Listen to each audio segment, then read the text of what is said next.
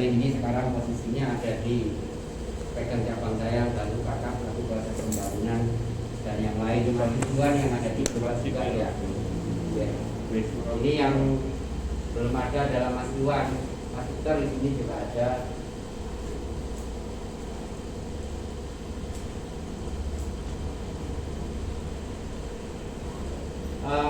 Ini contohnya saat orang Jepang di mana sangat aware dengan data dan fakta. Jadi segala hal itu bisa berdasarkan data. Kami berdiri dari tahun 2002. Jadi kami berdiri tahun 2002.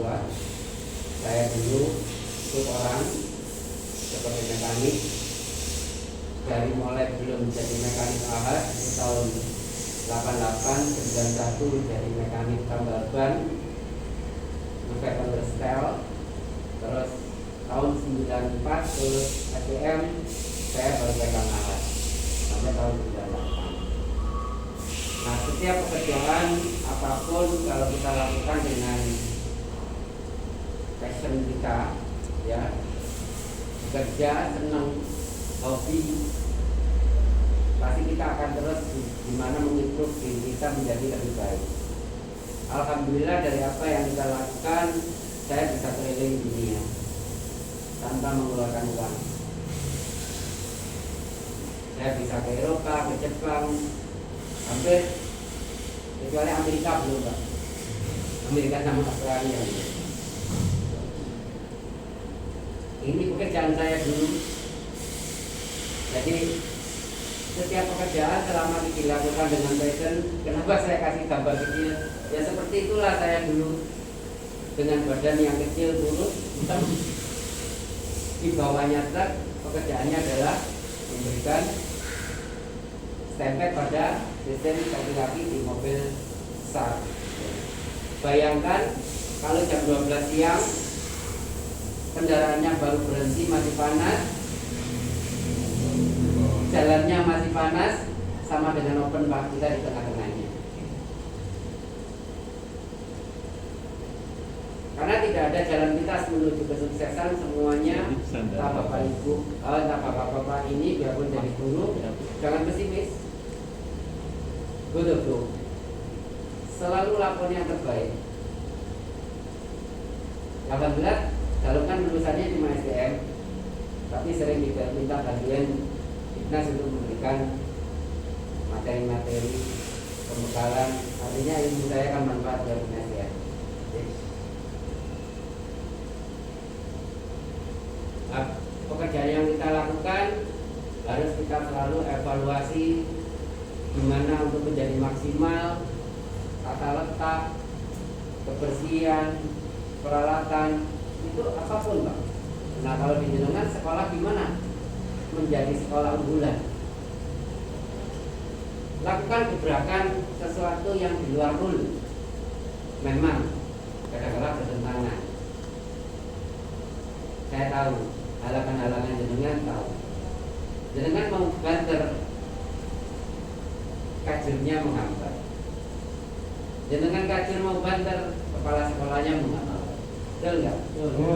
100%.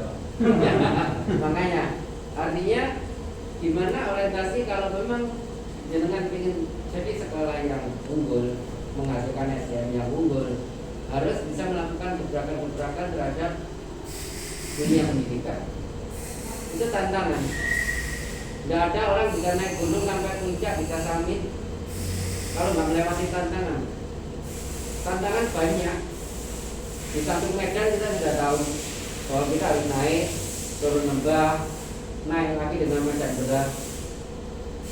Yang jadi tantangan di luar kuasa kita, tiba-tiba ada hujan lebat, badai, suhu yang tidak normal. Nah, itu tantangan semua yang adalah di luar prediksi kita.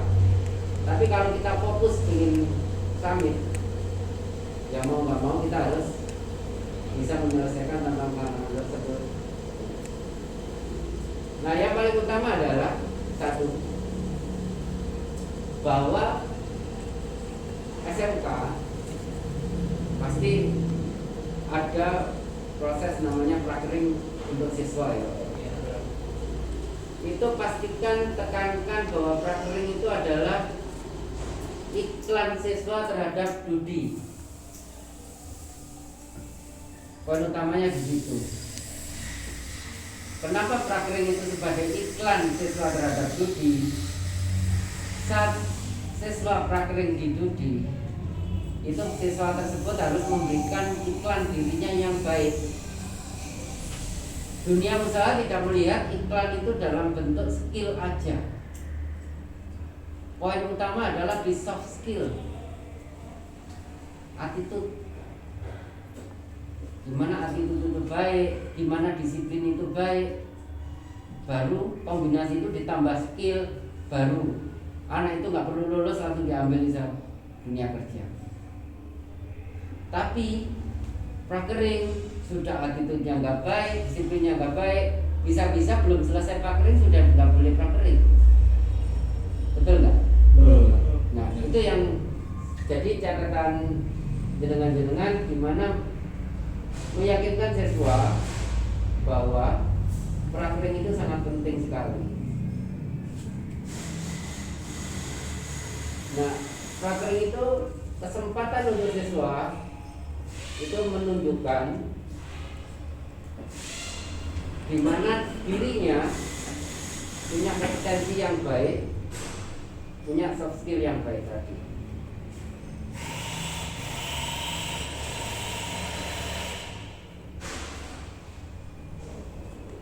Sekarang saya kenalkan dari apa tools. Sudah pernah ini Pak? Materi ini mungkin kalau yang ikut kelas Honda pasti sudah pernah ya. Ini di TTL 1 pengenal mekanik thruster atau toolsetnya Honda. Nah, di sini ada namanya obeng.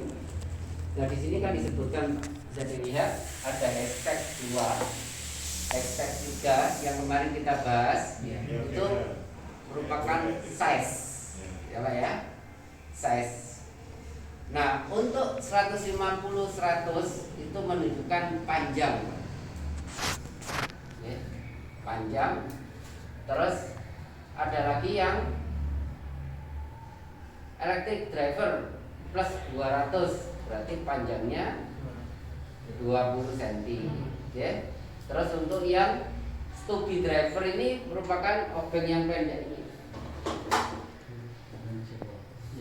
PH-nya 2 tapi dia Pendek. jadi memang didesain khusus untuk posisi-posisi bagian pekerjaan yang membutuhkan obeng yang pendek. Terus ada power oval grip driver itu yang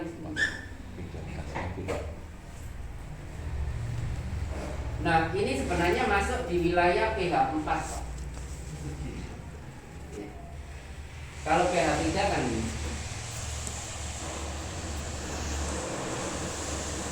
Jadi kalau jenengan yang bukan di Jawa terkadang beli online ya Pak ya. Jadi bisa ordernya berdasarkan size Pak yang dibutuhkan. Nah obeng minus yang besar ininya biasanya untuk membuka lubang timing hole. Apa itu timing hole? Di bagian kiri mesin, di bagian magnet, flywheel, orang bilang magnet atau spool, ya spool generator. Kalau bahasa tekniknya namanya stator com. Itu ada lubang untuk melihat timing, FT sama untuk memutar crankshaft atau cross ankle. Itu di sini.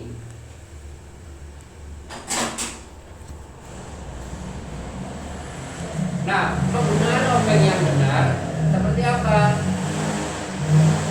Ini gambarnya. Penggunaan yang posisi tidak tegak lurus, tidak sesuai size-nya, itu tidak bisa menghasilkan kerja yang baik. Jadi kalau melakukan pengobengan, dia harus tegak lurus. Memulai harus tegak lurus. Tidak boleh gini, atau tidak sesuai dengan ukurannya. Kemudian obeng ini, kalau yang dipakai harian seperti ini kan masih utuh. Nah, kecuali memang obeng itu disiapkan untuk buat dipukul. Berarti ada satu obeng yang dikhususkan untuk dipukul. Nah, seperti ini sebenarnya nggak boleh. Terus buat nyungkit, kenapa kok nggak boleh? Tahu alasannya? Ada alat lain. Obeng adalah sebuah benda kerja yang didesain keras, makanya ini ada warna hitam. Betul, Pak? Iya. Di kepala ini juga ada warna hitam. Bagian ini kekerasannya dia lebih lunak daripada yang di ujung sini. Kenapa? Karena ini setiap hari bersinggungan dengan baut.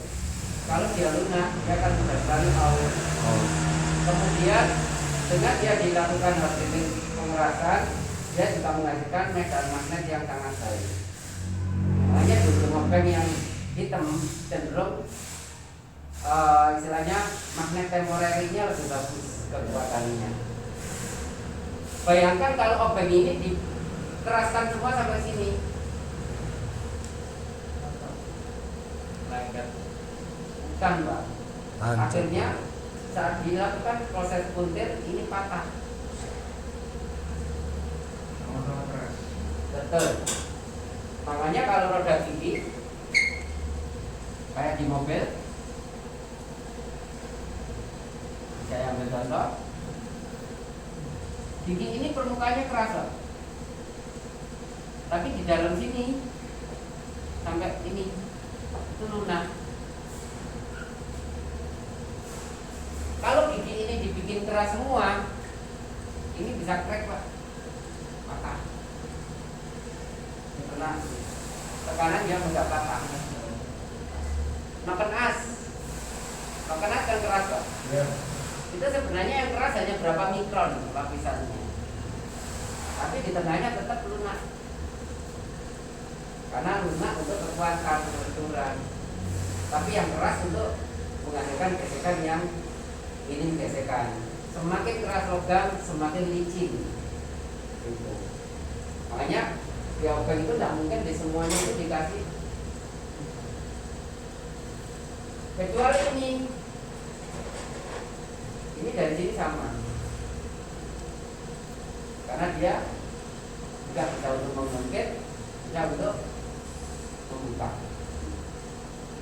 Terus di sininya juga disiapkan untuk dipukul. Jadi penggunaan yang benar itu sangat penting. Obeng juga ada jenis obeng namanya obeng T-driver. Nah, PH2 biasanya untuk kebutuhan baut-baut di karburator yang terkadang sulit. Itu kan pembukaannya begini. Terus minus T-driver itu juga sama untuk di koper-koper yang sulit.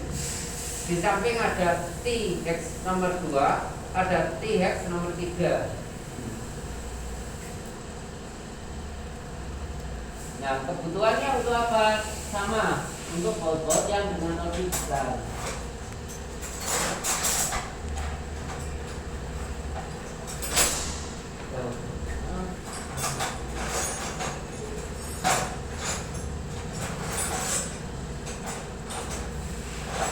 Nah, ini satunya. Jadi ini contohnya yang nomor 3 di ya.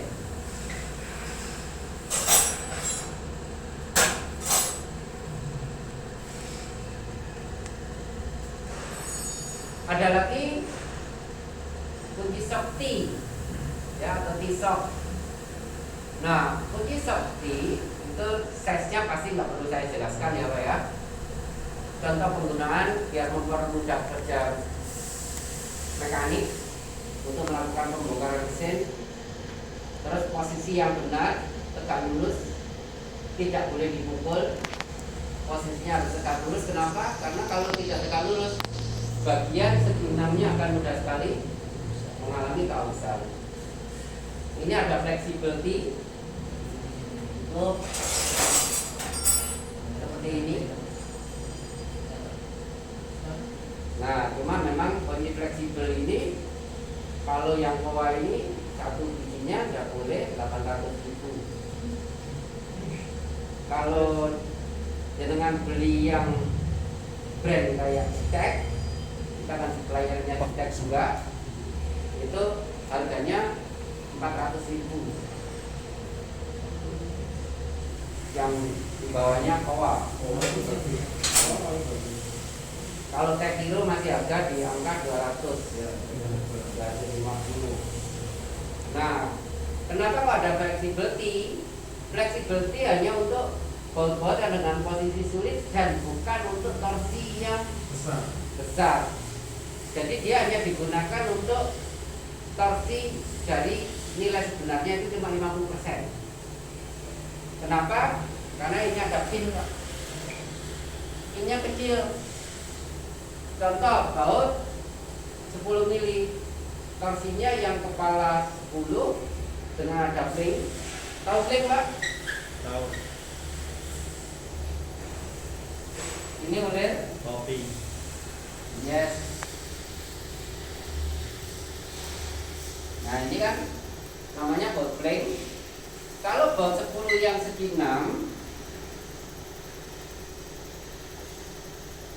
ini sebenarnya bukan baut 10 Pak ya. Kalau di diameternya 6 mm.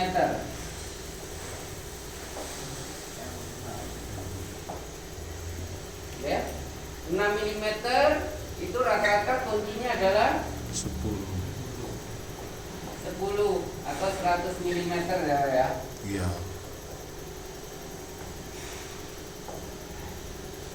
Kalau yang di sini dalam tabel ini namanya 10 Newton meter. Tetapi yang pling adalah 12 Newton meter. Jadi baut dengan ukuran sama beda. Torsinya Untuk beda. kepala torsinya bisa menghasilkan lebih besar. Nah kalau seperti ini penggunanya gimana? Setelah dilepas pakai kunci shock dengan pergerakan yang cuma sedikit, torsinya sudah terbuka, baru digunakan flexible P. Jadi bukan untuk membuka, hanya untuk melakukan pelepasan. Kunci pas atau spanner ada bahasa lain namanya open range. Ya, sama dengan posisi flexibility tadi. Dia hanya untuk penggunaan contoh penyetelan kabel kopling itu pakai kunci pas. Terus contoh di tahanan rantai yang depan sama belakang, yang depan pakai kunci pas, yang belakang pakai kunci ring. Itu penggunaan yang benar seperti contoh yang ini. Nah arahnya juga nggak boleh salah, artinya searah jarum jam bentuk sudutnya. Kalau ini kan kebalik Pak. Iya. Nah gimana nanti dengan bisa memberikan contoh yang benar terhadap siswa penggunaan kunci-kunci tersebut. Ini contoh pelepasan pada bagian spion, itu menggunakan kunci pas. Posisinya seperti ini. Terus ini yang tidak boleh dilakukan. Terkadang karena kita terlalu pandai, akhirnya ada tambahan-tambahan supaya kuncinya kuat, ya. Tapi yang jadi masalah adalah bautnya bermasalah, kuncinya bermasalah, banyak masalah yang muncul malah. Kunci ring, offset ring atau rank itu pasti dengan tidak kenal semua. Cuma kunci ring adalah penggunaannya harus diperhatikan tegak lurus kembali, posisi 6 titiknya dipastikan benar, dan dia hanya untuk torsi-torsi yang tidak terlalu besar, torsi standar ya. Segi 12 itu hanya untuk torsi standar, tapi untuk spesial torsi harus pakai segi 6. Kombinasi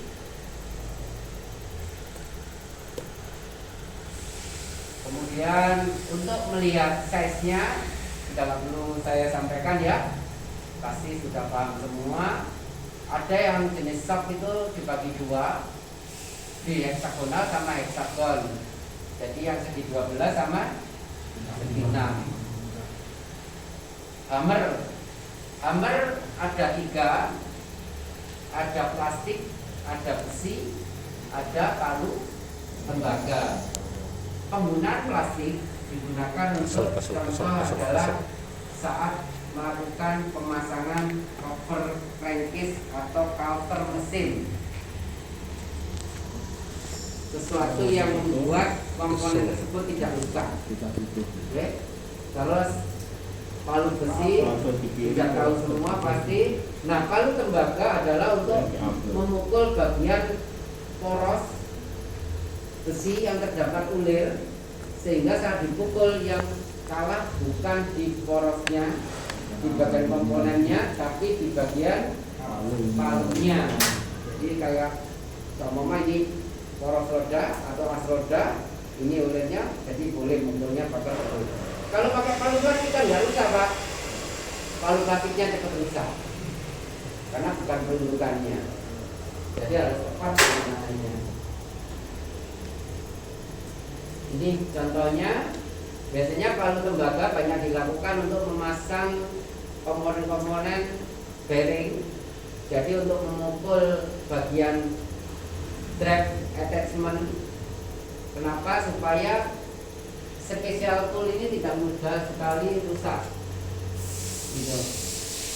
Nah, kelonggaran juga harus diperhatikan, perawatannya, bentuknya berubah juga harus diperhatikan. Kalau tidak aus banget dikasih baru, kalau masih layak untuk diperbaiki biasanya dilakukan pembedaan ya Pak ya. Nah, untuk tang atau plier, nah tang itu ada contoh yang kombinasi, jenis tangnya yang besar seperti ini dan penggunaannya untuk melepas gancingan, untuk memegang, tapi tidak untuk membuka baut, tidak untuk dipukul. Kemudian ada cutting plier sama long nose. Kalau bahasa kita tang potong ya Pak ya. Tang potong sama tang jemput, tang cucut. Ya pokoknya yang bentuknya lincing lah. Ya lah, bahasanya seperti itu. Dan fungsinya adalah untuk tang cucut itu hanya untuk bagian-bagian melepas pengunci yang kecil kayak di pin piston, menarik, untuk menarik kabel itu. Tidak boleh untuk melepas baut. Banyak sekali kita perhatikan tang goglos buat buka setir, ya kan? Buka buat baut. Ya kekuatan tangnya nggak ada, sehingga tangnya akan mudah sekali kepalanya bengkok gini jadinya. Harusnya kan gini ya, gini. Nah ini jadi bengkok gini karena bukan bentukannya. Kemudian ada snap ring. Snap ring itu ada open, ada close. Itu yang diperhatikan. Berarti kalau open, dia posisinya dari dalam keluar, ya. Nah kalau open cenderung untuk penguncian yang di shaft, jadi di luar shaft. Ini di open, baru keluar. Nah sementara untuk yang close berarti di hole, di lubang Pak. Kalau ini ada lubang, snap-nya ada di sini Pak. Kayak di master rem Pak. Nah itu namanya close. Artinya kalau beli ya harus tahu apa yang dibutuhkan. Oke. Jadi snap ring yang open atau close. Kemudian kalau di sini kan tidak ditunjukkan. Ini panjangnya 170 sampai 180. Tapi kalau di bahasa teknik yang banyak, jadi ada tambahan pengetahuan. Tang itu ada 5 inch, 6 inch, 7 inch, 8 inch. Di kendaraan roda 2 paling banyak digunakan ini, tapi yang 8 jarang. Yang banyak ini. Jadi kalau beli jenisnya adalah mau beli yang 5 inch, 6 inch atau 7 inch. Sama bengkok ya. Ya, betul. Nah, belinya ada yang lurus ini atau ada yang bengkok tadi. Kalau ini memang dibutuhkan untuk roda 2, ini panjangnya disebut 7 inch. 7 inch kan berarti 2,5 kali itu berarti kisaran 17,5, ya lah, panjangnya 17 cm tadi. Kemudian ada kunci L shop. Nah, L shop 10. Terus kunci heksagonal, kunci L. Kemarin kita bahas ada screw ya Pak ya. Screw juga sama, ada penggunanya juga sudah pasti tahu. Kunci shop ini juga nggak perlu saya jelaskan, paling bahasanya extension bar, konversi adapter. Nah, adapter ada yang dari setengah ke 3/8, ada yang dari 3/8 ke 1/4 atau shop paling kecil. Kemudian ada yang dari 3/8 di female-nya, tapi di male-nya, lakinya itu dia setengah. Jadi kalau di sini dari kecil ke besar, kalau dari sini dari besar ke kecil. Itu yang harus di. Jadi adaptornya mau pakai apa? Nah, biasanya bahasanya ada male sama female. Female itu pasti yang ininya. Jadi kalau beli juga sama, harus tahu maksud. Gitu. Kemudian jenis pegangan kunci shop, spanner handle. Biasanya untuk posisi-posisi yang masih besar, posisi-posisi yang lebih mudah, sulit terjangkau. Karena dia bisa jadi kayak fleksibel T tadi.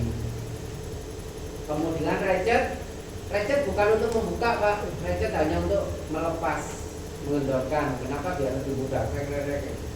Tapi pas begitu kencang, terakhirnya sama topi meter. Ini stang handle sama juga untuk torsi yang besar dan dia dapat digeser. Impact wrench, impact wrench seperti yang dilihat di bengkel, dipakai beberapa hari. Dan sebenarnya kepala kunci shop untuk impact wrench itu berbeda. Biasanya berwarna hitam, dia lebih keras. Perawatan mekanik thruster itu penting, penggunaan alat harus sesuai dengan fungsinya.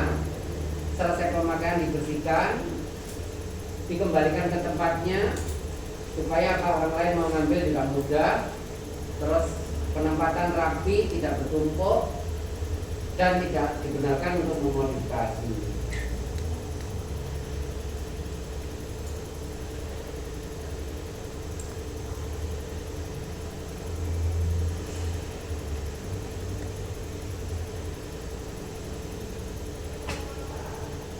Sekarang ke materi ya Pak ya. Ada yang perlu tanyakan Pak tentang pengenalan tools?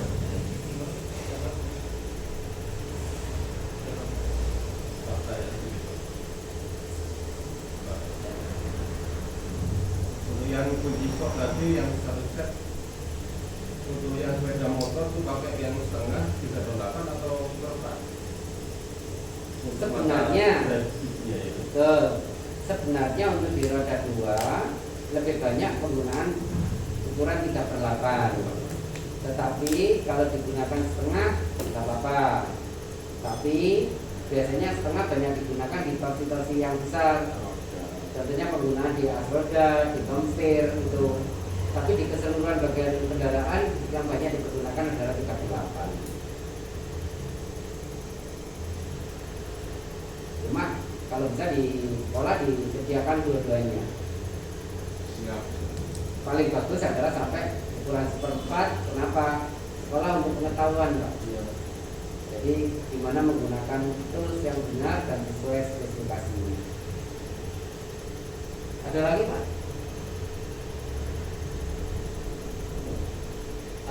Pernah ada yang dapat materi ini? Section switch? Nah, jadi di kendaraan sekarang itu semuanya kan pakai matic ya. Nah, matic itu posisinya tidak ada di netral. Contoh kalau di cup spot saat posisi netral kita mau ngegas kayak apapun, putaran mesin tidak akan langsung terhubung ke roda belakang. Tetapi di matic hanya ada sistem namanya kopling, sehingga dia hanya bekerja netral kalau posisi idle atau stasioner. Tetapi begitu gas kita tarik di angka 2600 rpm, posisi kopling sudah lock, akhirnya putaran mesin pasti terhubung ke roda belakang. Bayangkan kalau posisi standarnya sama dengan motor bebek, posisi standar samping turun, engine masih nyala, ada lupanya anak kecil ngegas, motor bisa lompat. Ya kalau motornya lompat nggak masalah, tapi kalau sekalian anak kecilnya itu yang masalah.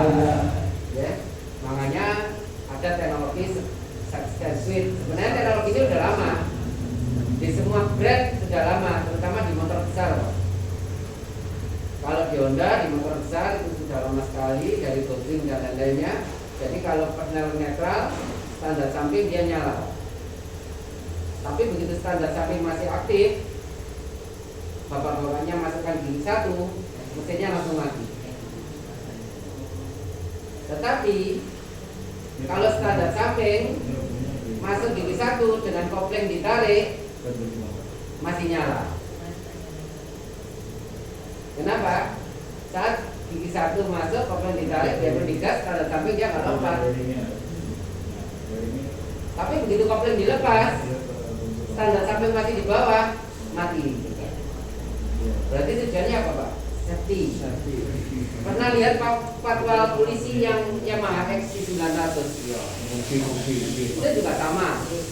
Itu ada section switch. Padahal itu motor dengan generasi yang lama. Itu motor tahun 96, 98.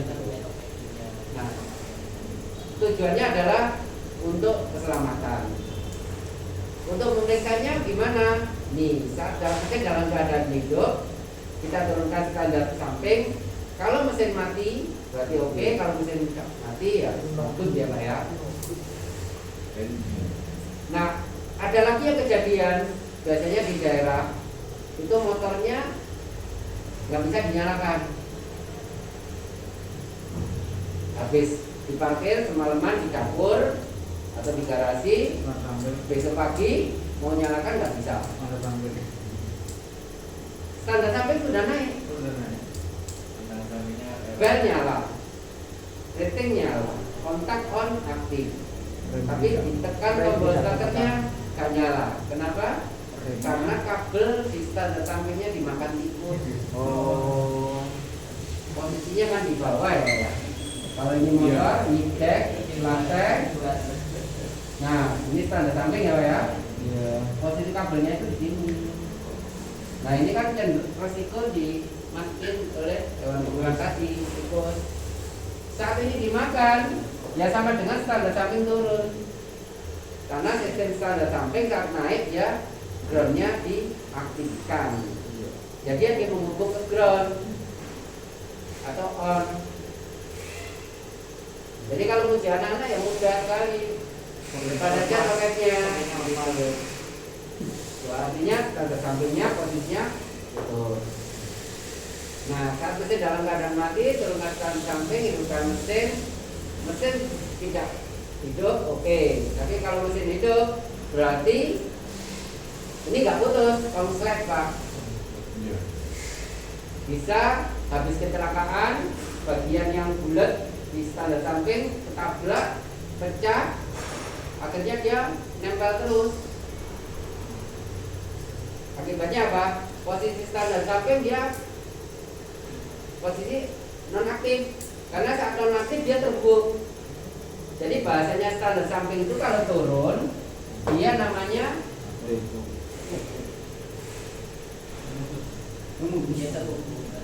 posisi turun, berarti dia tidak terhubung.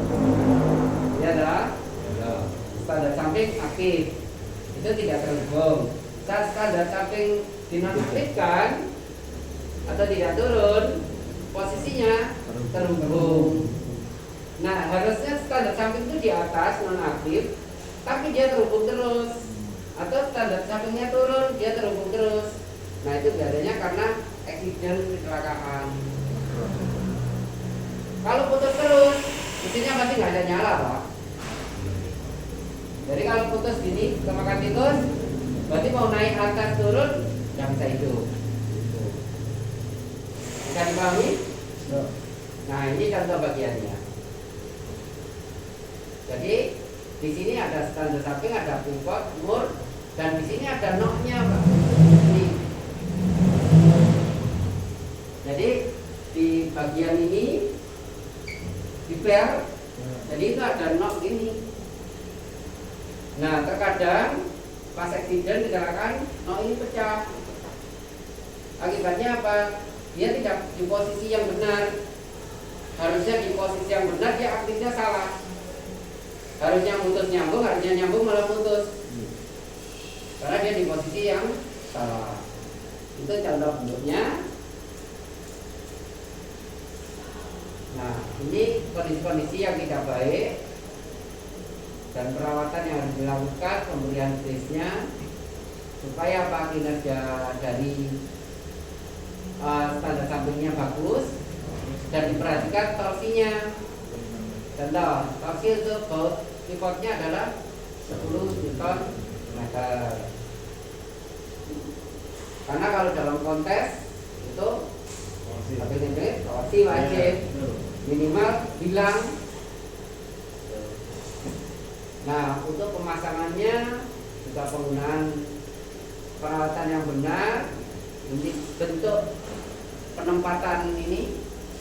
Jadi di bagian logam ini ada bagian kayak pin keluar, itu masuk ke lubang ada di sini. Itu terhubung dengan standarnya.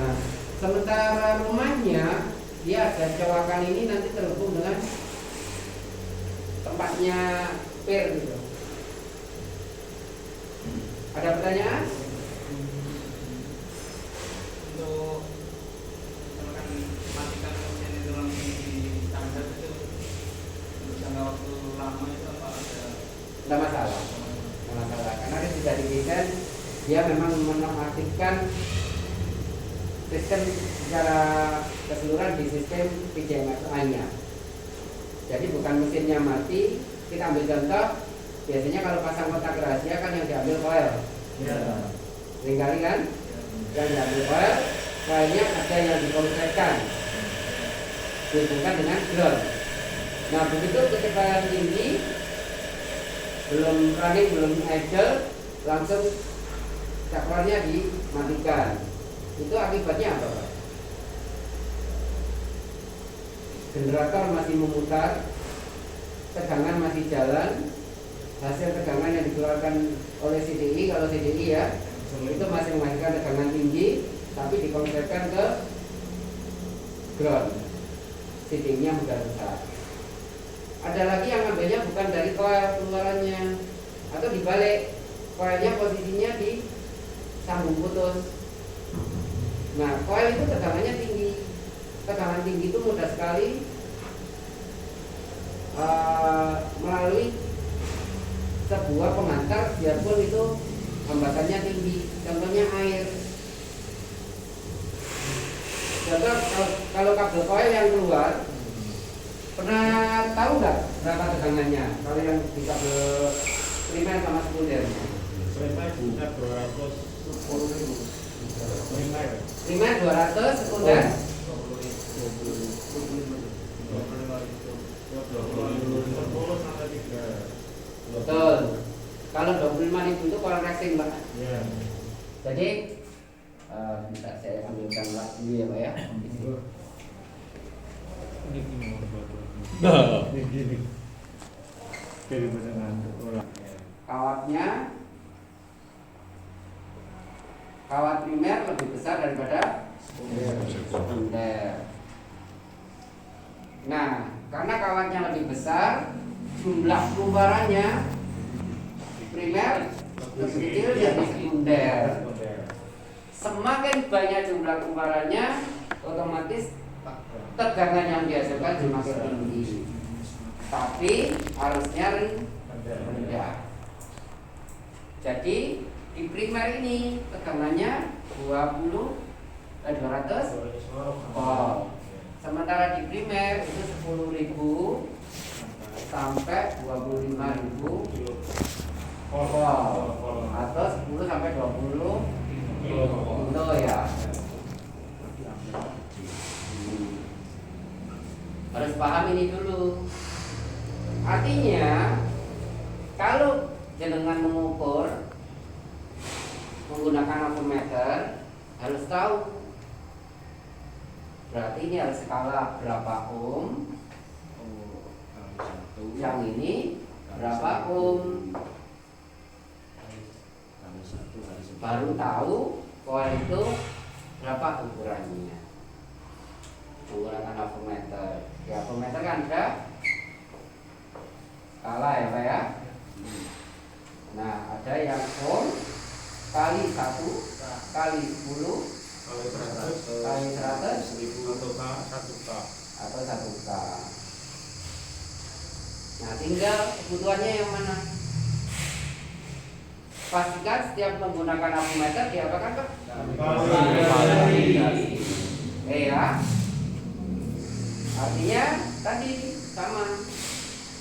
Jadi kalau koil ini bayangkan ini langsung diputus lagi saklar. 200 volt termasuk tegangan tinggi, begitu tombolnya nggak kuat, nggak bagus, kemudian ada air, apa yang terjadi? Konsleting mudah sekali terjadi. Ada lagi yang ambilnya dari mana? Ini spool.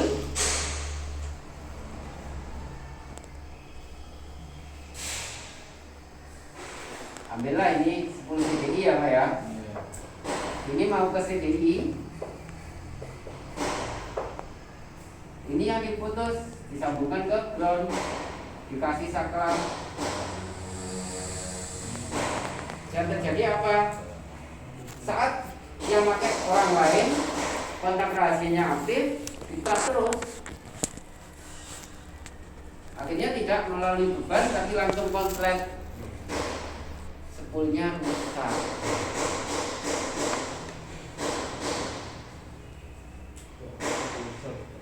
Kemudian dikasih saklar modelnya saklar on off. Penempatannya di tempat yang mudah sekali kena air. Dia ada air netes terhubung dengan rangka. Apa yang terjadi? Tidak 100% ke CDI, strumnya masalah. Nah kalau mengambil kontak rahasia mana? Saya kasih contoh satu tipe kendaraan ya Pak ya. CDI-nya Grand Supra.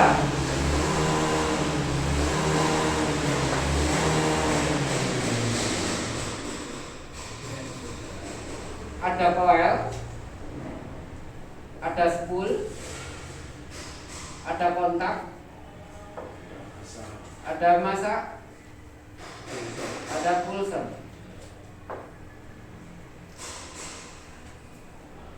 Yang buat kontak itu memang disediakan sama CDI untuk menonaktifkan pengapian. Ya ini aja yang dijamper. Karena dia di PCB konslet.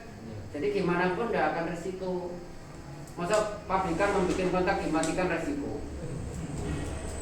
Nah, karena di sistemnya sudah didesain sehingga semua sistem pengertian non aktif tapi tidak membahayakan. Bisa dipahami ya? Ya. Jadi harus dipahami konektor, jenis kabel itu harus paham. Nanti kita bahas pas NDC ya.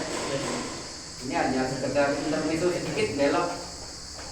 Gak apa-apa ya Pak ya, ambil sharing ya. Boleh Pak.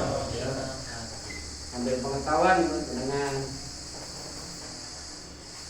Oke, kita ke sistem kemudi atau servis. Nah, kemarin kan sering melihat tim kami melakukan penggantian kones. Berarti kones kualitasnya jelek. Betul apa salah? Nah, kita jadi orang akademisi harus bisa menganalisa itu berdasarkan teknik, teori. Maaf, habis gelundung baru terasa sekarang. Gitu ya. Kemarin habis terabas. Aduh. Gelundung 2 kali dari gunung begini. Ada nggak yang bisa jawab kenapa kones itu bisa rusak?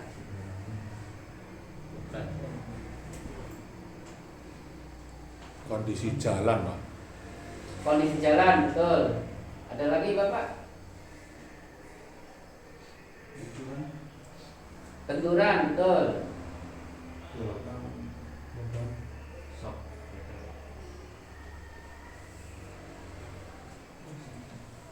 Ada lagi?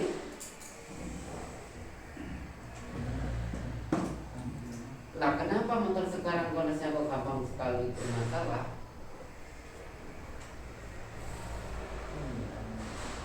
Itu yang jadi pertanyaan Anda. Saya pernah ke pabriknya, Tanya langsung, Pak. sama bahannya. Lah kenapa kok sekarang gampang bisa?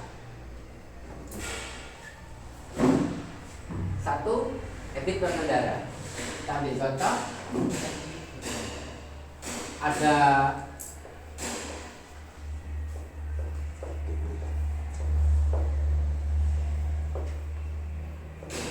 ini kalau siapa ya?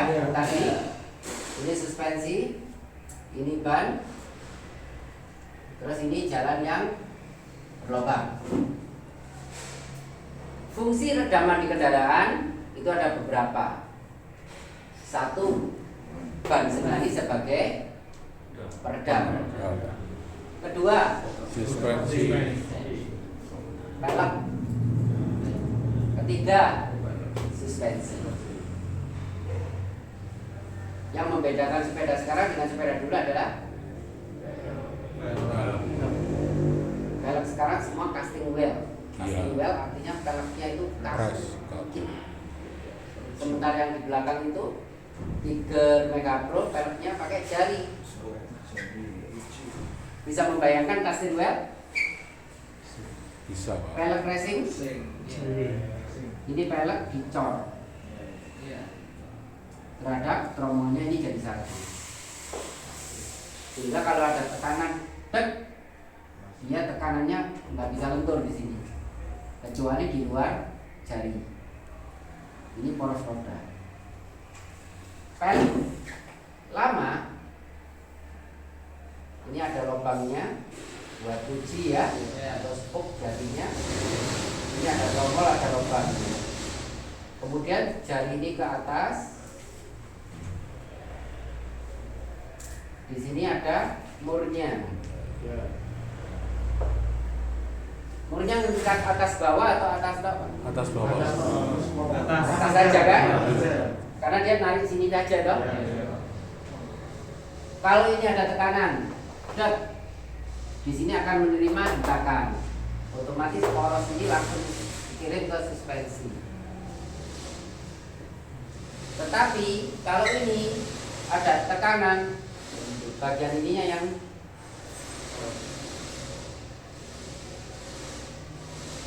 enggak, jarinya kan tetap. Ada motor trail pakai pelek racing? Tidak ada. Gak ada kan? Kalau motor CRF, motor KLX pakai pelek racing, begitu jumping pecah.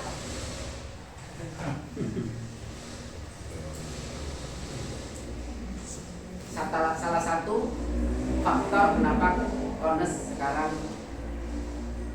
mudah aus adalah kondisi tren desain menggunakan casting wheel. Produksinya lebih murah, harganya lebih mahal. Yang pelek jari atau spoke wheel ya, yang pakai hub. Jadi kalau pelek jari itu ada namanya hub atau tromol. Tahu bahasanya ya? Iya. Jari atau bahasanya spoke. Velg, kaleng atau rim. Istilah ini harus tahu.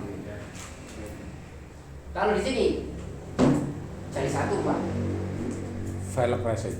namanya well, rear well, front well. Sudah, nggak ada hub, tapi ini nggak ada. Yang ada hub, spoke, rim itu hanya di sini. kita melakukan pemakaian kendaraan ada lubang, secara refleks kita mengerem ya Pak ya. Ya. Harapannya melewati lubang dengan kecepatan rendah supaya tidak merusak ban, tidak merusak pelek, tidak merusak monas. Bisa salah, bisa benar. Saat kita melakukan pengereman, posisi suspensi semuanya posisi dikompresi, tertekan. Benar enggak, Pak? Yes. Karena semua gaya inersia, momentum semua akan di bagian roda depan. Kalau pengereman itu terus dilakukan sampai lubang, itu yang salah. Sampai Akhirnya apa? Pas melewati lubang nggak ada space suspensi main. blok. Terjadilah benturan.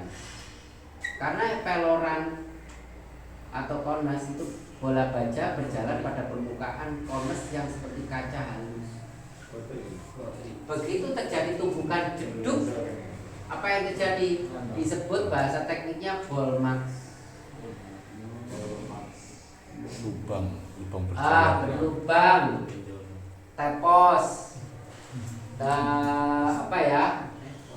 getes kalau orang Jawa. Iya. Ya. Nah, akhirnya terjadi apa? Pelornya terkunci, Pak. Nah, ini terkunci. Setelahnya jadi kaku. Karena ada titik. Iya. Gak semua mekanik tahu. Saya tanyakan. Artinya kalau ada lubang direm, iya. Begitu mendekati lubang, dilepas remnya supaya spoknya merenggang. Melewati lubang, suspensinya naik. Coba bawa motor metik jumping di ketinggian setengah meter, kondisinya nggak akan kalah, Pak. Catatannya spoknya sehat. Skopnya nggak ada olinya ya bodoh-bodoh Pak, sama dengan bohong. Ya toh, habis jumping nggak ada yang redam, jadi jedok juga. Yang pada bohong gitu. Kenapa saya menguji? Tapi begitu kita rem, wah, kecepatan 40 aja, nggak usah 60, 40. Itu langsung setir itu duk. Nah, itu sama dengan pelor tadi ditumbuk atau dipukul dengan palu seberat kendaraan ditambah pengendaranya. Nah, kalau pengendaranya kayak saya, lumayan. Kalau yang besar-besar, boncengan lagi. Nah, itu artinya sekuat apapun kondisinya, dia akan mengalami cacat. Oke? Nah, itu fungsinya analisa. Jadi kelonggaran kepala kemudi, suara tidak normal, bergetar, kemudi, penurunan performa, ya. Nah, ini garis besar sistem suspensi tadi yang saya sebutkan. Jadi ada suspensi teleskopik, ada bottom link. Nah, bottom link ada yang paham? Contohnya di motor apa? Motor lama. Ya, itu ada. Nah, bottom link artinya suspensi tersebut ada link penghubung. Sementara teleskopik dia menggunakan batang pipa, batang silinder. Di situ ada tabung dalam, gas, tabung luar. Tabung dalam disebut pipe control atau pipa skop. Tabung luar disebut bottom atau selongsong. Kemudian ada seal, ada olinya. Ini contoh di motor trail, makanya dilihat motor trail nggak mungkin pakai pelek racing atau kasiel atau pelek cor orang bilang. Dan suspensi motor trail travelnya pasti lebih panjang cara mainnya. Kenapa? Dengan medan yang begitu bervariatif dan bumpy. Terus inverter telescopic front fork suspensi itu sama dengan kalau di bahasa pasar SBBF, kalau di sini SFF, separated function from. Yang dimaksud skop separated function from SFF itu kanan dengan kiri itu tidak sama, Pak. Selama ini kalau kita lihat skop depan, kanan pernya dengan kiri Beda. panjang dan bentuknya sama. Betul ya?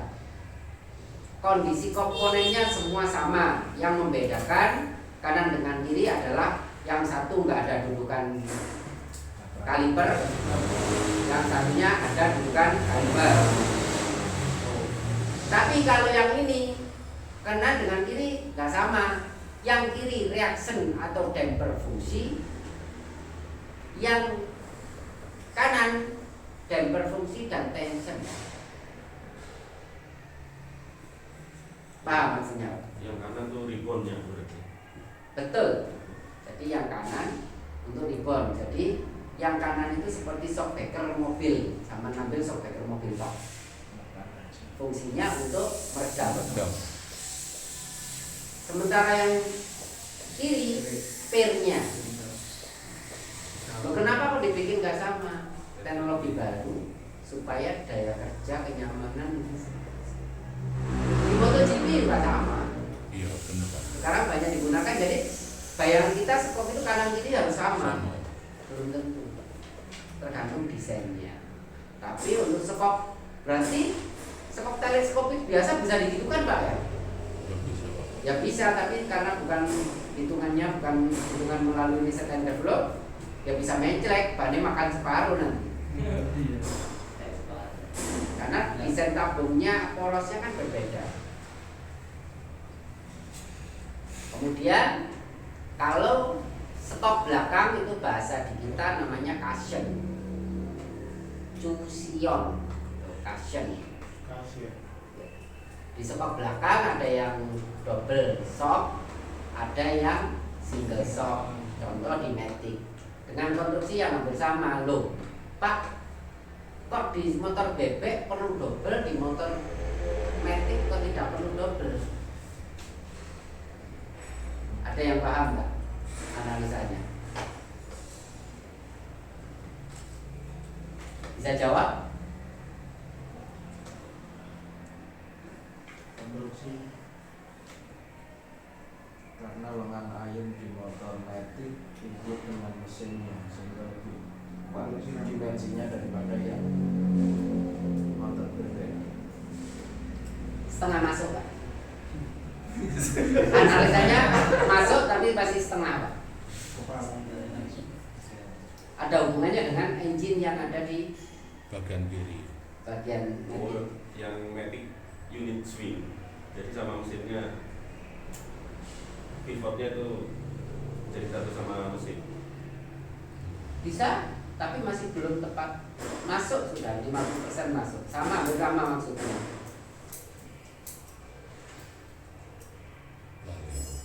Kita ini kan sharing ya, Pak ya. Ya. Jadi jenengan juga belajar menganalisa gitu. Saya ajak untuk menganalisa, bukan saya memaparkan materi, terus sekolah tak baca no sama nanti materi sudah selesai pulang ya cuma Pak. Harus tahu alasannya, nanti saat memberikan materi ke siswa itu jadi tahu alasannya seperti apa.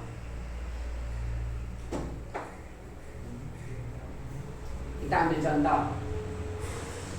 Suspensi di motor bebek, beban yang diterima apa saja? Pengendara. Engine-nya diterima nggak bebannya? Enggak. Diterima, Pak. Engine-nya jadi satu dengan rangka, Pak. Berarti di motor Matic ada rangka, frame, ada engine jadi satu loh. Di motor Matic suspensinya megang engine nggak di Enggak. atasnya? Nggak ada. Dia hanya megang frame. Jadi sama-sama suspensi, di motor Matic bebannya lebih ringan. Artinya kalau beli shockbreaker buat Matic harus perhitungkan bobotnya. Terus kemudian shockbreakernya Matic dipasang di motor bebek, ya kekurangan kekuatan, istilahnya preload atau bebannya dia terlalu untuk kemampuan ringan sehingga keberatan dia Kan dia harus megang mesin. Betul nggak Pak? Jadi ini kan mesin. Mesin bebannya diterima oleh siapa? Ban Pak. Iya.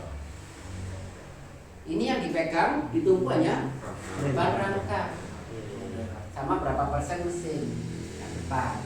Sementara ini dari sini mesin rangka semuanya dibebankan oleh suspensi, baru bannya menerima beban. Oke? Bisa dimengerti? Nah, artinya saat melakukan modifikasi atau apapun harus diperhatikan kemampuan preload. Preload itu beban. Makanya kalau dalam suspensi itu, kalau suspensi balap, kan tahu bahasa preload ya Pak ya? Pernah dengar ya?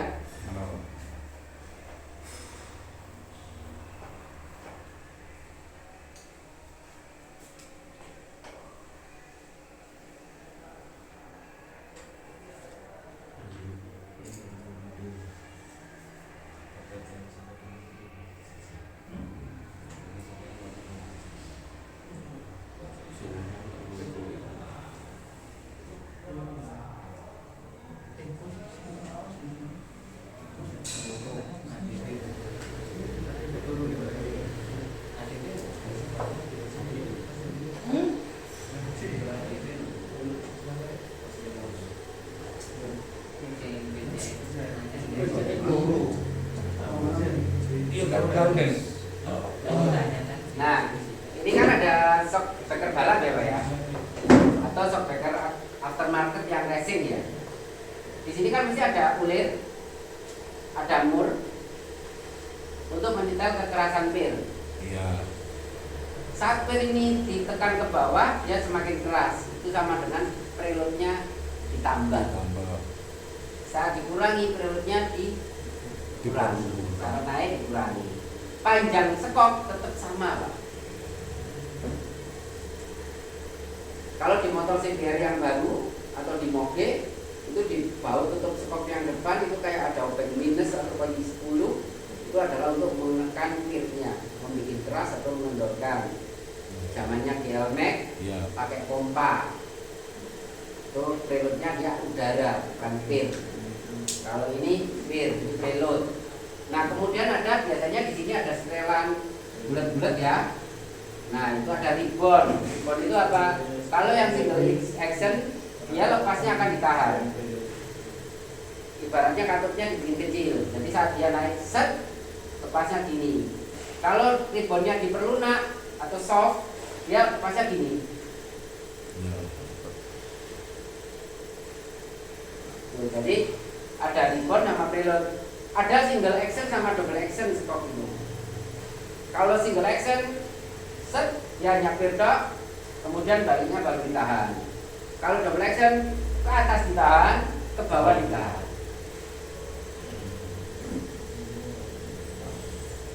Nah kalau beli stok nggak paham itu gimana nyetelnya. Preload berhubungan dengan kekerasan, kekerasan berhubungan dengan beban. Preload saya dengan beban yang 2 kali dari saya itu berbeda Pak. Jadi settingan suspensi saya pakai dengan orang yang lebih berat dari saya itu berbeda. Saat itu salah, ya nggak bisa dapat handling yang baik. Makanya pembalap itu mesti ada naik motor, ada petugas suspensi yang mengukur dan lain-lain itu untuk menyetel preload. Jadi yang disetel preload dulu, baru kemudian peredaman, namanya mulai ribbon atau kompresinya itu disesuaikan dengan karakter sirkuit, karakter aspalnya bumpy atau enggak, kasar atau enggak. Nah itu.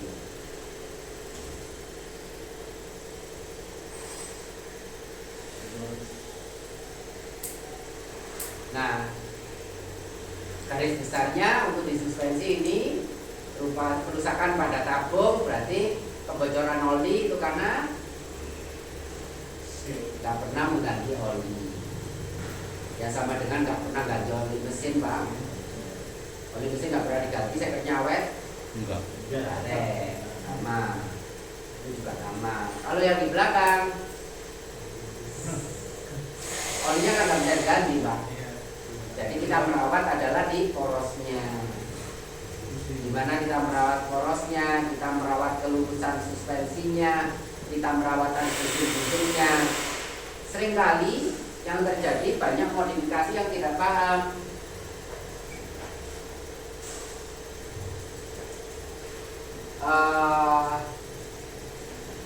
Pernah lihat pangkon atau dudukan skop variasi yang di Iya, menambah tinggi sekop itu, Pak. Yes.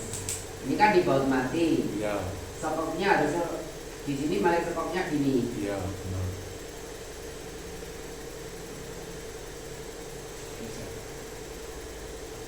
Bautnya ada di sini. Padahal suspensi itu ini persendian, ini persendian, ini persendian. Saat ini naik, sendi nekuk ini, sendi nekuk ini. Lah kalau ini dimatikan, ya skopnya bengkok, Pak. Itu yang bikin shock breakernya patah. Berarti yang bikin modifikasi kayak gini gak paham.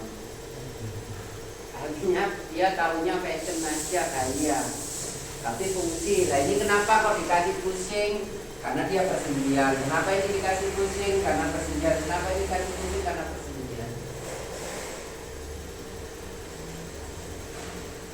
Ya Pak. Ada yang dudukan juga yang merubah sudut suspensi. Nah, oke. Gimana maksudnya? Contoh suspensi ini dengan sudut sekian, dia beban normal preloadnya untuk 100 kilo. Kalau sudutnya itu saya tegakkan, beban preloadnya meningkat. Kalau sudutnya saya rebahkan lebih tinggi dari ini, preloadnya menurun. Artinya apa? Saat kita miringkan, entah itu miring di depan atau miring di belakang, suspensinya cenderung lebih lunak dari kemampuan sebenarnya. Tetapi kalau kita tegakkan, dia akan lebih keras. Contoh, motor Supra mau dipakai gaya trail, suspensinya bisa dirubahkan. Jarak main bebasnya lebih panjang, dia lebih empuk, tapi tidak cocok untuk beban. Kalau mau beban, suspensinya diperkeras. Ya, enggak fokus. Ya Pak, misalnya di jual beli online itu ada yang jual stok ya, jual stok. Sebagai contoh misalnya stok Supra-N itu juga bisa diaplikasikan di Blade atau Absolute. Nah, padahal misal saya bandingkan Absolute dengan Supra, ketika tangan beban itu dimensinya pasang berbeda. Nah, tapi itu bisa dipakai. Nah, itu misalnya tetap kita menggunakan stoknya Blade di Absolute, meskipun bisa dipasang, apakah dari sisi kenyamanan atau dari sisi kekuatan bagaimana Pak? Dari sisi kekuatan, dari sisi kekuatan, kalau untuk yang dari suspensi untuk load beban berat dipasang di motor yang lebih ringan atau lebih pendek, dia dari kekuatannya dia malah meningkat. Akan tetapi kenyamanannya yang berlawanan turun karena dia lebih dikit, lebih kaku. Terus kebalikannya, kalau dari yang ringan dipasang yang dengan load beban berat, setiap motor kan punya beban berat masing-masing, makanya dimensi skopnya berbeda. Nah, kita ambil contoh Tiger. Tiger Megapro itu, ya Pak ya, Gelmax. Beban kendaraannya lebih berat Tiger. Tapi yang paling sering dibuat ngangkut Gelmax. Stok Gelmax itu lebih keras daripada Tiger. Kenapa? Tiger itu ibarat mobil itu sedan. Dia didesain hanya untuk boncengan, kenyamanan. biarpun beban kendaraannya berat. Sementara Megapro sama Kiamek dia didesain untuk mengangkut beban, ibarat kendaraan niaga pick up. Biarpun bobotnya lebih ringan, tapi pirnya lebih keras. Versa dengan CB, Versa dengan sama-sama tipe Megapro, yang satu monoshock, yang satu double shock. Yang Megapro didesain untuk kenyamanan. Yang Versanya biarpun lebih ringan, tapi dia memang rangkanya dibikin tebal, swing armnya dibikin besar, tebal, suspensinya, pirnya juga dibikin lebih gede. Dia mampu load sampai 200 kg, tapi kenyamanannya kurang. Tiger, pernya dengan skop depan Tiger dengan Megapro dimensinya kan hampir sama ya. Panjang pernya selisih 20 cm, lebih pendek Tiger. Belum lagi ada pipa tambahan. Kemudian oli shock Megapro itu 156 cc. Shock dekat Tiger pernah ngukur oli shocknya. Nanti saya ambilkan oli shock, di situ ada tabelnya. Jadi tidak semua yang lebih besar kendaraannya jumlah olinya lebih banyak, cuma 126. Berarti desain standar itu ditentukan orientasinya kemana, kenyamanan atau kekuatan atau beban. Jadi tidak bisa kuat. Shock breakernya Megapro kemarin kapasitasnya 156 ml. Berarti Tiger dengan beban yang besar, dengan shock yang sama ukurannya, harusnya tak kasih 170 ml. Nggak main fungsi stopnya, Pak, karena bukan kebutuhannya dia. Akhirnya suspensinya nggak bisa bekerja dengan baik, kenyamanannya hilang, redamannya berkurang. Saya ambilkan oli skop ya.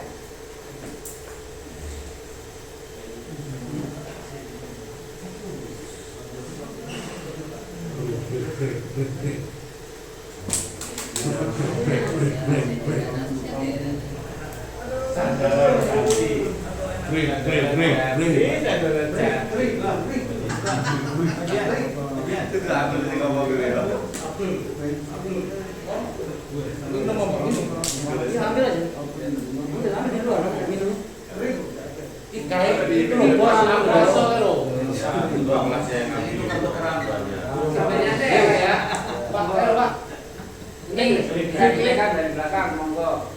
Di situ ada Tiger, ada Megapro, berapa kapasitasnya, Pak?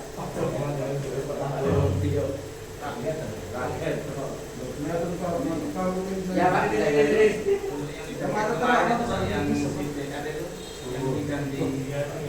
Nah, betul. Kemarin dipakai saja ada cerita yang istilahnya historinya ya akan lucu. Saya tidak bisa mendoktrin orang untuk pakai sesuatu yang benar, apalagi dengan media sosial sekarang yang gencar. Banyak orang manual perawatannya adalah dari YouTube. Di YouTube ditampilkan bahwa menggunakan stop dengan menggunakan oli mesin ya, dengan menggunakan oli mesin harapannya corneringnya enak, redamannya enak. Oli mesin dengan oli stop itu berbeda. Kalau bapak-bapak mengenal oli stop, ATF fluid hampir sama. Bisa hampir mirip perumas transmisi mobil bisa, terus perumas hidrolis bisa. Oli stop dengan oli power steering itu sama-sama satu jenis. Tapi kalau dengan oli mesin tidak sama, itu yang harus dibedakan. Oli stop dengan oli eskavator yang untuk mengangkat lengannya itu sama. Yang membedakan adalah kebutuhan viskositasnya. Kenapa oli stop itu didesain khusus? Satu, kan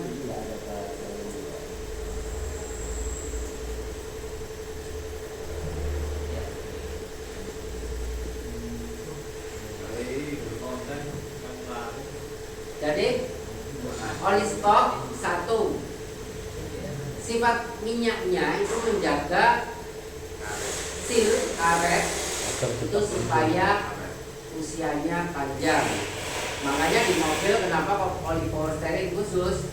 Kalau bapak dengan kasih oli stoknya pakai oli mesin, usia power steeringnya pendek, mesinnya akan sudah mengalami masalah, mekar, berubah bentuk, mengeras, gitu.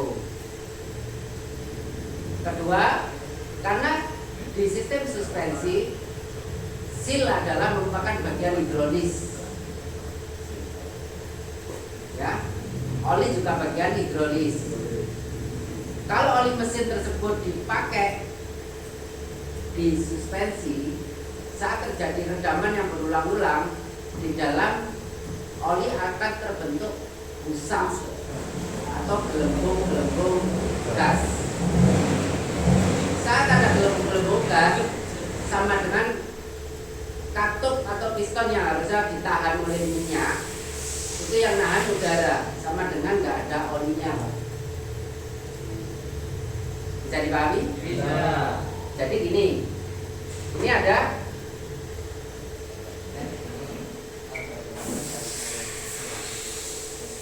tabung, ini pistonnya, ya.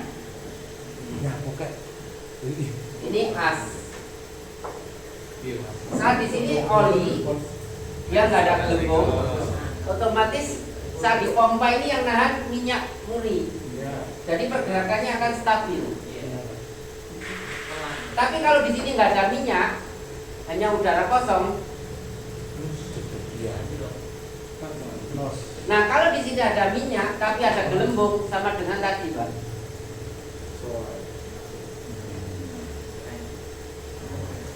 Kenapa di suspensi pernah suspensi gas? Iya. Bukan nggak pakai oli, Pak. Oli ada, gasnya untuk menekan udara supaya tidak terjadi gelembung udara. Harapannya mau kecepatan berapapun, Tidak stok panas. atau suspensi tadi tetap bekerja secara maksimal. Contoh di motor ADV, di motor Tiger itu ada tabung. Iya. Itu fungsinya adalah balon udara untuk menekan udara supaya di dalam ruangan minyak itu tidak ada udara sama sekali. Jadi potensi pencampuran udara dengan oli itu tidak ada. Kemudian oli hidrolis meminimalisasi gelembung tadi. Makanya power steering selalu stabil.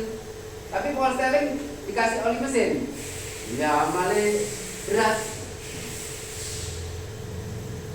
Nah, tinggal maunya gimana?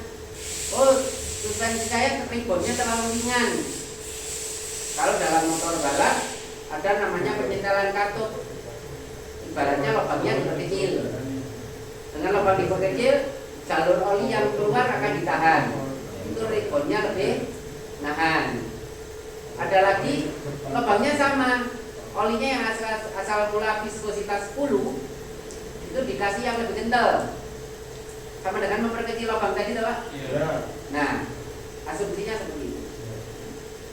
Jadi kalau mau ribonnya lebih keras, ya pakai oli power steering yang viskositasnya lebih kental. Kalau mau lebih lunak, lebih nyaman, lebih empuk, pakai yang lebih encer atau lebih rendah viskositasnya.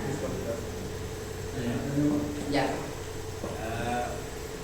Apa perbedaannya stok depan yang digunakan pada bonding yang double wishbone dengan yang biasa teleskoping ini? Apa keuntungannya, terus apa ada perubahan kantong dan lain sebagainya, itu seperti apa? Itu yang pertama.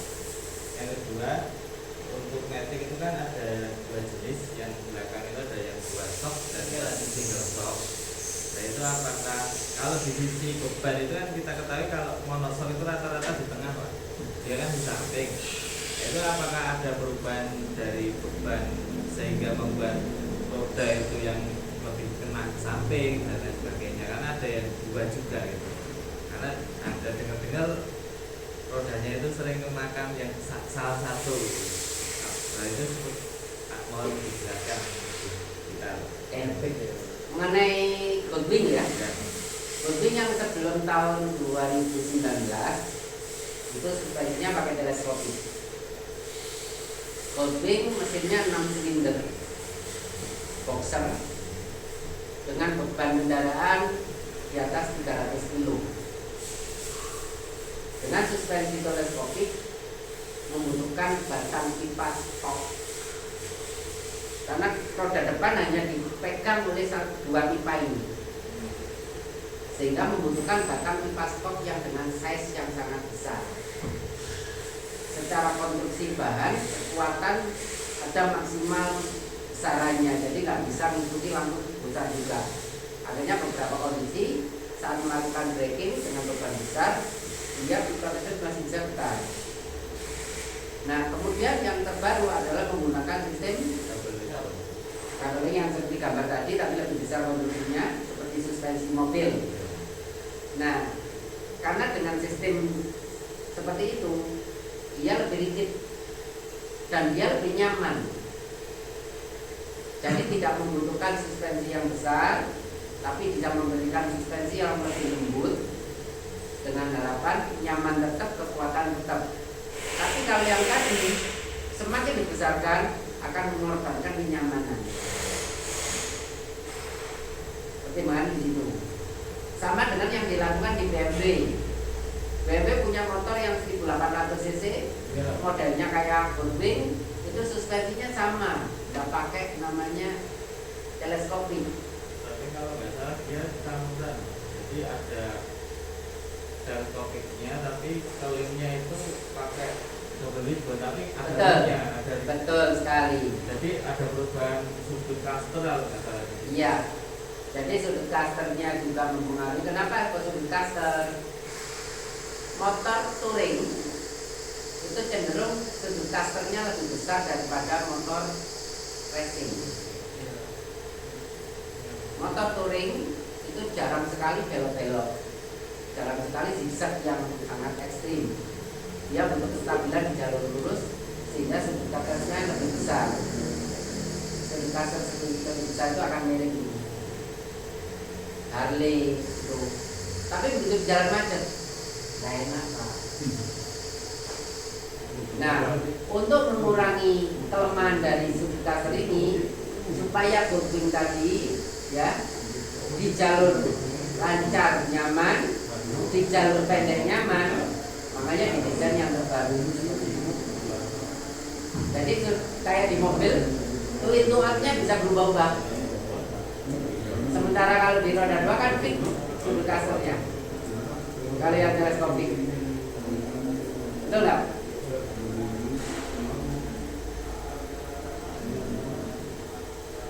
Kalau untuk motor matic, pernah membongkar pit karbu? Honda pit karbu pernah membongkar? Rangkanya pernah diperhatikan? Yang membedakan, maaf saya nggak bilang saya orang Honda ya, sama-sama motor matic, Mio, rangka belakang kanan dengan kiri sama, bentuknya sama.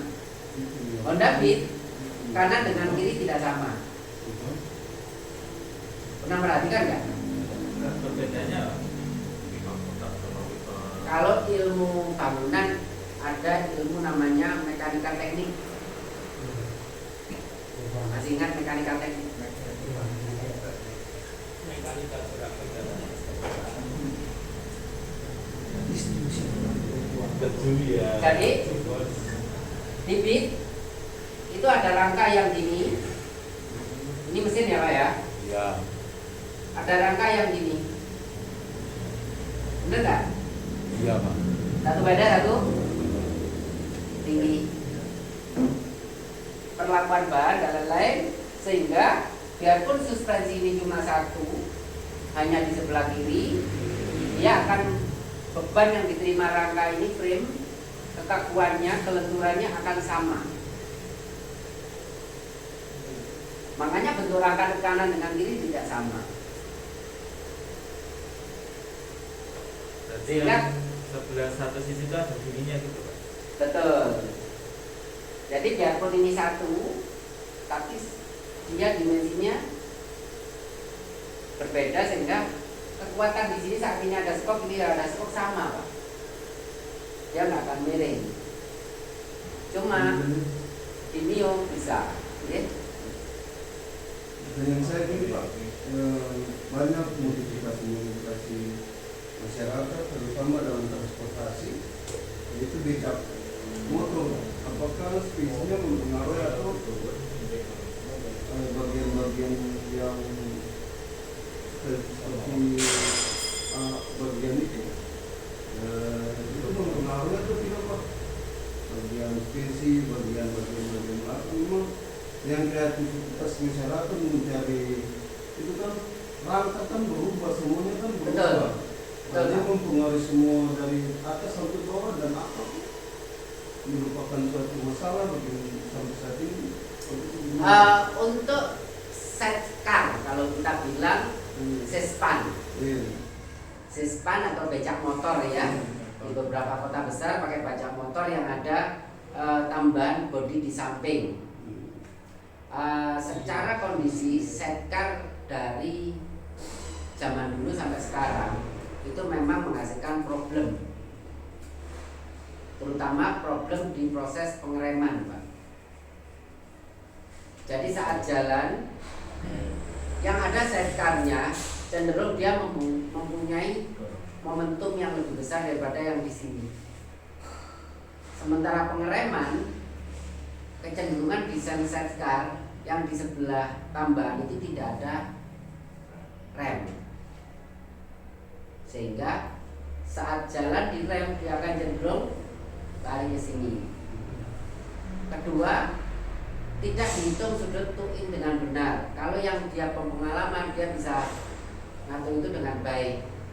Kalau itu nggak baik, satu, roda depan mudah sekali habis. Yang banyak sekali. Kenapa? Dia menahan, jalurnya nggak lurus, Pak. Jadi dia menahan. Makanya pemasangan setcar itu dibutuhkan benar-benar perhitungan yang matang. Kalau di motor, pernah dengar motor Ural? Ural itu motor Rusia.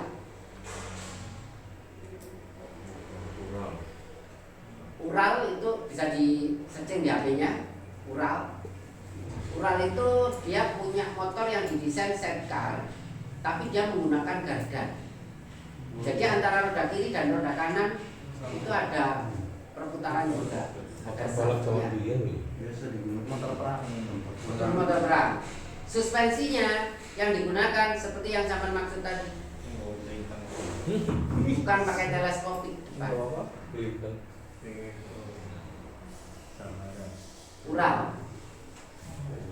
Motornya mahal, sudah masuk di Indonesia, harganya hampir kalau nggak salah 400-500 juta. Modelnya kayak motor Harley WL, Harley yang lama. Engine-nya mirip Norton. Jadi engine-nya mirip motor Eropa, BMW maupun Norton di situ. Nah, tapi rangkanya model kayak Harley WL, Ural. Modifikasi yang dilakukan tadi, Pak, bisa mempengaruhi, memang tergantung di mana dia merancangnya, merancang bangunnya benar enggak, terus dia terhubungnya di bagian yang benar atau tidak. Kalau dia terhubungnya di bagian yang dia salah, ya nanti antara rangka utama dengan rangka tambahan ini enggak. Harusnya kan ini sama, rigidnya sama. Terus sudut ini roda, ini sepeda, bisa gini, bisa gini. Yang paling fatal gini, Pak, ini ban cepat habis.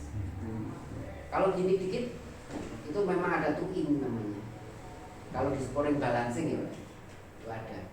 Makanya pengaturan itu penting. Jadi kalau di beberapa motor Ural itu bukan langsung dibaut, tapi ada settingannya, Pak. Jadi kayak settingan di sistem kaki-kaki roda 4. Saringan pelotnya gitu. Ada lagi Pak? Oke, Pak. Untuk sok depan, Pak.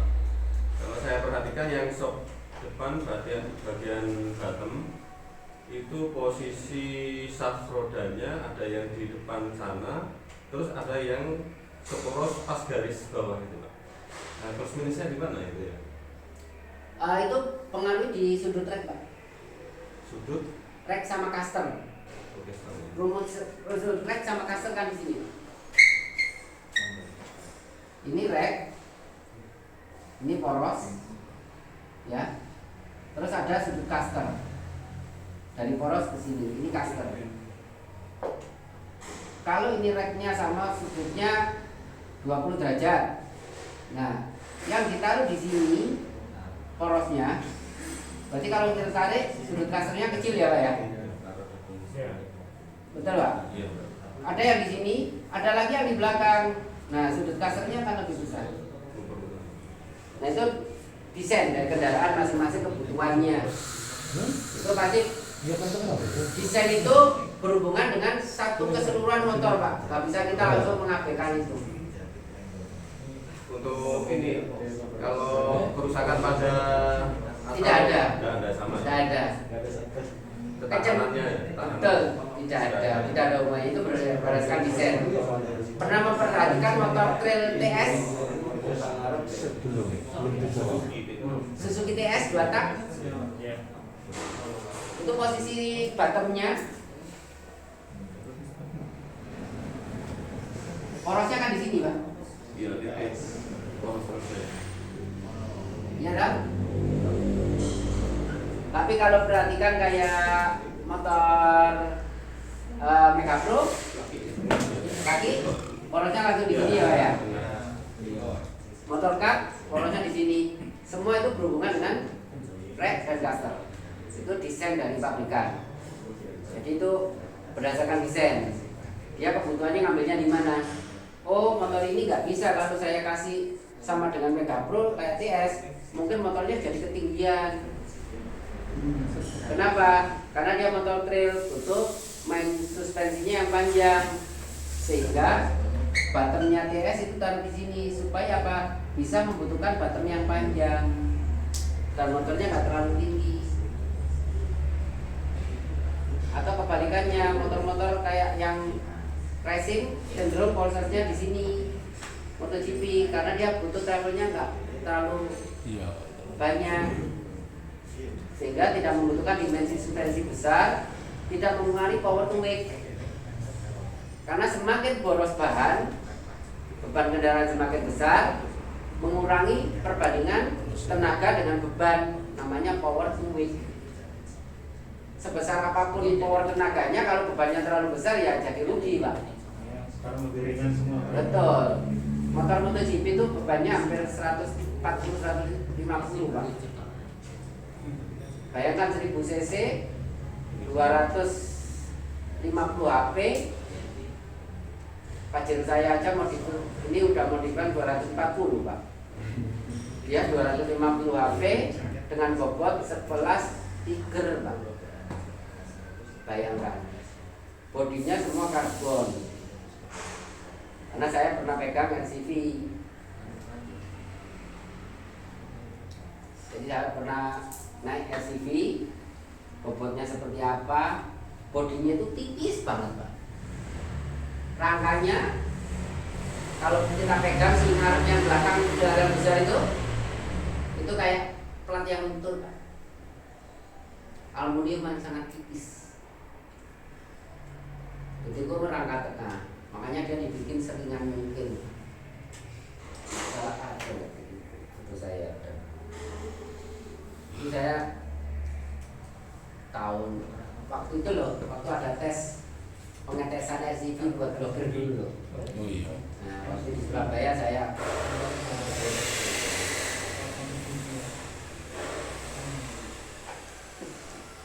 ada lagi? Yang rem tadi, Pak. Balik bos. Udah kok. Aku udah ngomong rem belum? Ban, Pak. Oh, ban. Lah ya kan ketika ban kok salah satu cepat haus itu loh Pak, cepat haus. Oh ya, Salah yang tadi sisi. dari rangka, artinya gini, kalau desain dari pabrikan itu tidak akan membuat desain ban tersebut makan sebelah karena sudah melalui uji tes.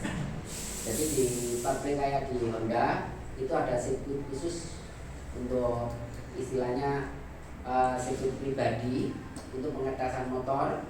Jadi setiap motor yang diproduksi itu di samping diuji per komponen.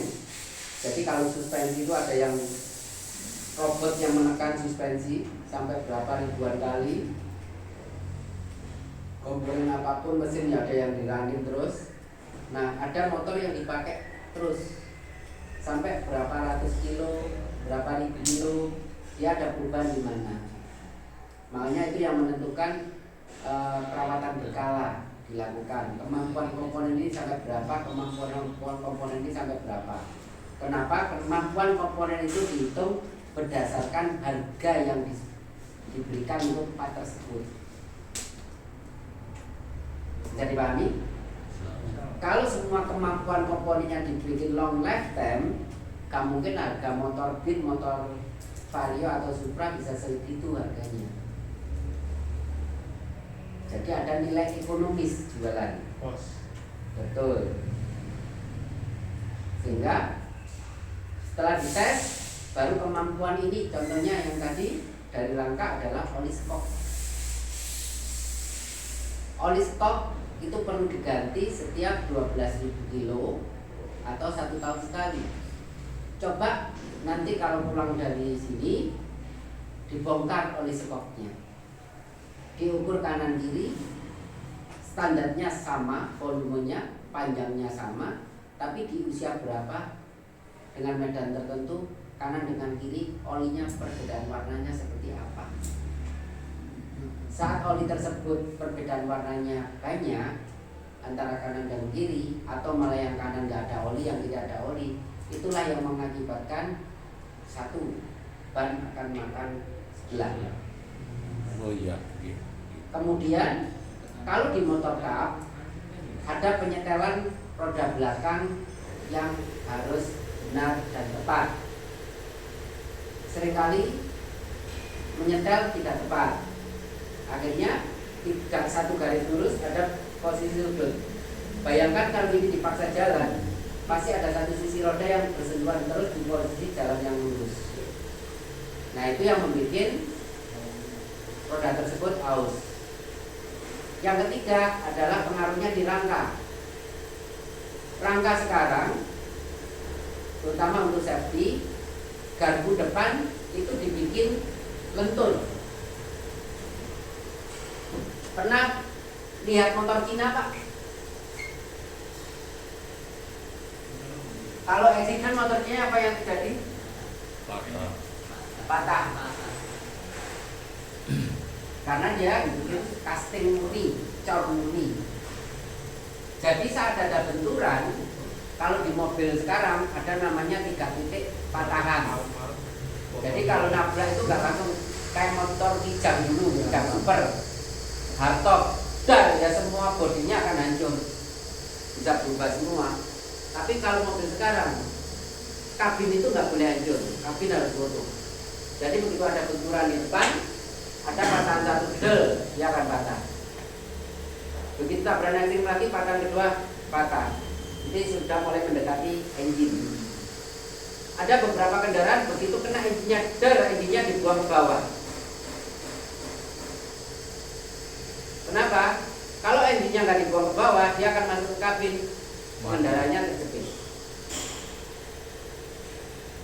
Di motor Honda, terutama kalau nggak salah mulai tahun 2000 ke atas, ininya dibikin lebih lunak. Harapannya apa? Begitu ada kecelakaan, garpunya bengkok, tapi tidak patah. Di brand non Honda, beberapa dibikin keras, mocin, atau beberapa Matic yang lain. Pernah yang dulu yang modif ban besar-besar, tiba-tiba garpunya patah. Kenapa? Garpu itu didesain untuk beban-beban yang kecil. tapi dimodif dengan ban besar, kayak hot rod dulu kan ada ya, ya. Akhirnya garpunya patah karena kemampuannya dia nggak dibikin untuk berban kayak itu. Kelemahannya adalah di sini satu, dengan di sini lunak. Saat ada benturan, kena lubang atau dia mudah sekali berubah.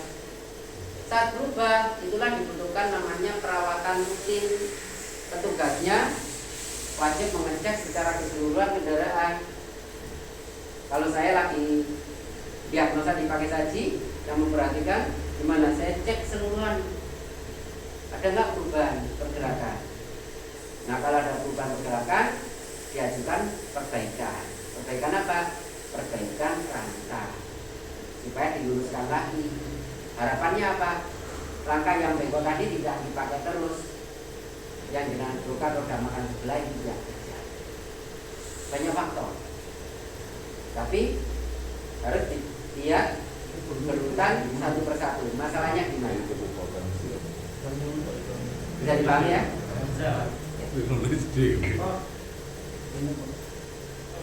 Iya Pak. Biasanya kan kalau berusaha kan ada juga yang press, maksudnya di press. Press itu dia tahan lama dia. Fresh. Iya. Betul sekali pertanyaannya Pak.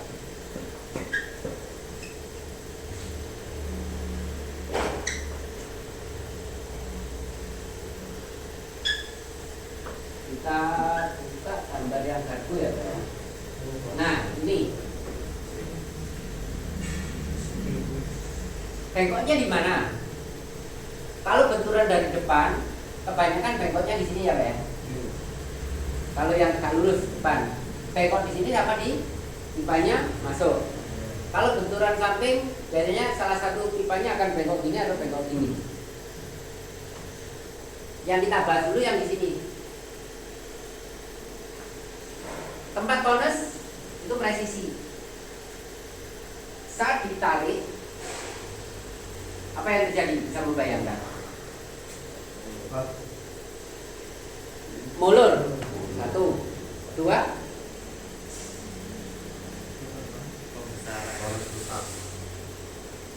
Belajar analisa. Bengkok. Sesuatu hal yang ditarik, pipa.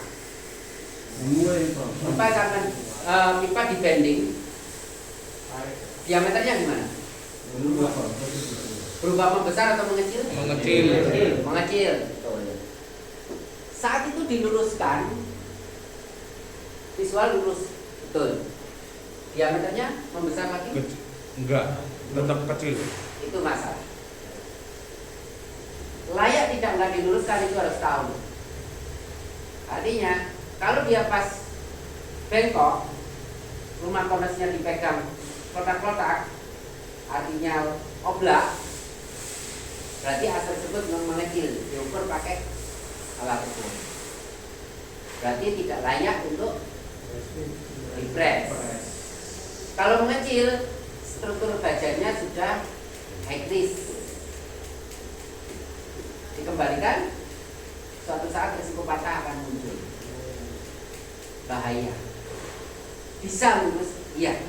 Tapi kadang-kadang orang tidak memperhatikan hal-hal tersebut. Itu kalau terjadi pada steam atau T-stir. Kalau pipa sekop kan bentuknya pipa, ada lubang dalamnya. Selama bengkoknya tidak ekstrim, bulatannya sempurna, diluruskan dan kembali bulat sempurna, no problem. Yang jadi pertanyaannya, kalau dia jadi oval, akhirnya bekerja pada bottomnya di mana? Di satu sisi dia mengecil, di satu sisi dia mengembang. Benar nggak? Karena dia mengembang. Bottomnya jadi seret. Pernah nggak mainkan skop akhirnya kayak nyangkut? Pernah. Tuh. Jadi meluruskan bisa boleh, bisa tidak boleh. Faktornya tadi analisanya layak atau tidak layak untuk diluruskan. Kalau layak diperbolehkan, kalau nggak layak ya lebih baik diganti. Kalau kita bengkel, nggak layak kita terus luruskan dan kita nggak ngasih tahu konsumennya. Ya kalau yang konsumennya sabar, kalau konsumennya nggak sabar, gimana sih aku sudah mengeluarkan biaya banyak kok masih kayak gini, betul nggak? Loh kenapa kemarin nggak bilang? Loh itu kalau memang ganti aja, ngapain diperbaiki? Repot juga kan? Jadi memang harus smart. Kalau standarnya berapa Pak? Kalau biasanya itu kegiatan dari barang Patokannya di komsternya tidak ada kelonggaran. Masing-masing kendaraan kan punya standar masing-masing. Kalau keopalan, ya diukur pipanya. Kalau pipa itu 26, harus secara keliling 26. Pakai mikrometer. Kalau keliling ada yang 25,5, ada yang 26,5, ya nggak layak Pak. Setengah mili kan toleransi di dalamnya kan nggak sampai 0,5, cuma 0,3, maksimum tuh 0,3. Kalau 0,5 Pak, direm ya korok gitu sepok depannya ini. Maksimum 0,3, standar rata-rata 0,3 ke bawah. Ya. Jadi 0,3 itu batas limit. Ya. Makanya beberapa tipe skop ada cincin baja itu sebagai bearingnya. Nah cincin baja itu kalau ketemu pipa yang tidak bulat sempurna, kromnya mengelupas satu, bisa membuat masalah pergerakan suspensi. Masih banyak yang lain. Oke, lanjut.